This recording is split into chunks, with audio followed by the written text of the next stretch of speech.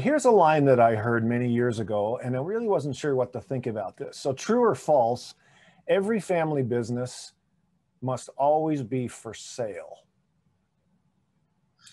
True. True. What does that mean? I think when, most of the people listening in are, whether they know it or not, they're both owner operators, right? They own the farm, but they're operating their farm.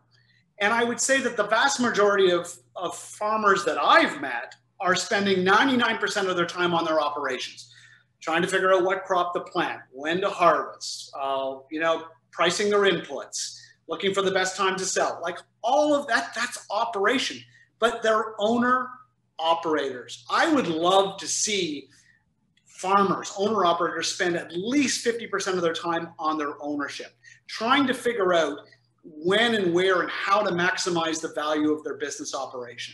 And when they do that, when they spend time on that, they will come to understand that that is really how financially successful farming operations become more successful.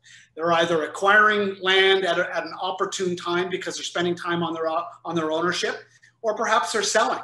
But it takes work.